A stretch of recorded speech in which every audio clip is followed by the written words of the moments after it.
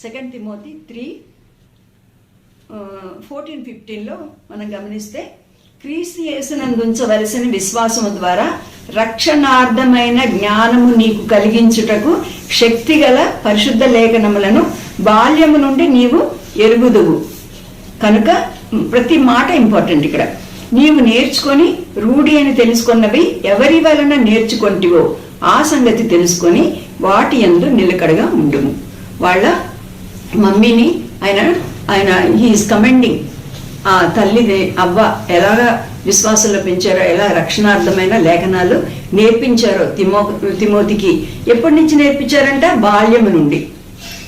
ఆమె అర్థం చేసుకుంది, నేను రక్షణ పొందాను, నా పిల్లవాడు కూడా తప్పని రక్షణ పొందాల్సిందే, వాడు పరలోకానికి రావాల్సిందే, నేను పరలోకానికి వెళ్ళి నేను ఇక్కడ ఇంత బాగా ఆరాధన చేసి నా కుమారుడు, నా ప్రేమించే కుమారుడు నరకానికి వెళ్తే అది ఏం ప్రయోజనకరము అని ఆమె అర్థం చేసుకుని ఏం చేసిందంటే, రక్షణ గురించిన వర్తమానాన్ని చిన్నవానికి అందించింది. రక్షణను గూర్చిన రక్షణార్థమైన జ్ఞానము.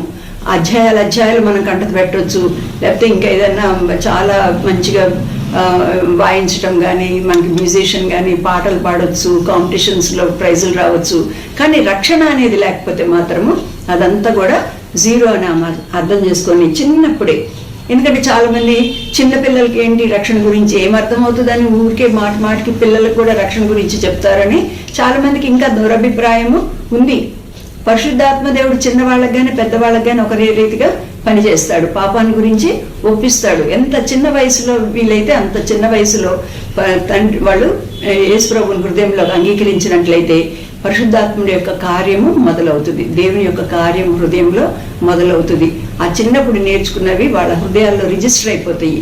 అది వాళ్ళని మంచి విశ్వాస మార్గంలో వాళ్ళకి నడిపిస్తూ ఉంటాయి. కాబట్టి ఎవరి దగ్గర నుంచి నువ్వు నేర్చుకున్నావో, రూఢని తెలుసుకున్నావో, అమ్మ దగ్గర నుంచి నేర్చుకున్నావు కదా, కాబట్టి వాటిల్లో నువ్వు నిలకడగా ఉండు, వాటిల్లోంచి తప్పిపోవద్దని తిమోతికి పత్రిక రాస్తా చెప్తున్నాడు అనమాట. రక్షణార్థమైన లేఖనాలు. అందుకనే మనం రక్షణ గురించి ప్రతిసారి కూడా చెప్తాము. ప్రతి లెసన్లో కూడా సండే స్కూల్ టీచర్స్ కానీ మన సిస్టర్స్ మీటింగ్ తీసుకునే వాళ్ళు ఎవరైనా కూడా గుర్తుపెట్టుకోండి, మన ప్రసంగంలో లేకపోతే మన పాఠంలో తప్పనిసరిగా రక్షణ గురించిన ప్రస్తావన ఉండాలి.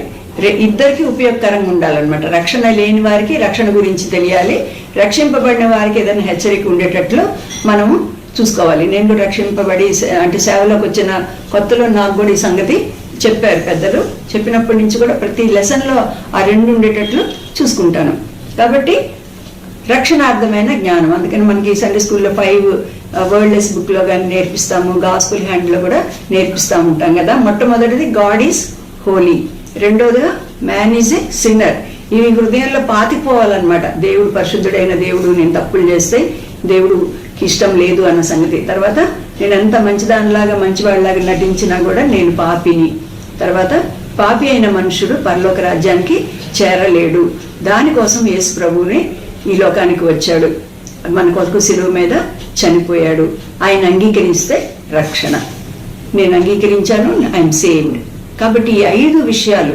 అందుకని భాషలతో 10,000 మాటలు మాట్లాడకన్నా కూడా ఇక్కడ మన 5 మాటలు పలికితే చాలు అన్న సంగతి మనము చూస్తున్నాం. ఈ 5 రక్షణ గురించిన నిశ్చయమైన వాక్యాలు తప్పనిసరిగా మనము నేర్చుకోవాలి. మనకే అదే బాగా హృదయంలో నిలిచి ఉండాలి, ఇతరులకు కూడా మనము నేర్పించాలి. కాబట్టి షీఈ్ ఏ గుడ్ టీచర్ అని మనం ఇక్కడ చూసుకున్నాం. అంతేకాకుండా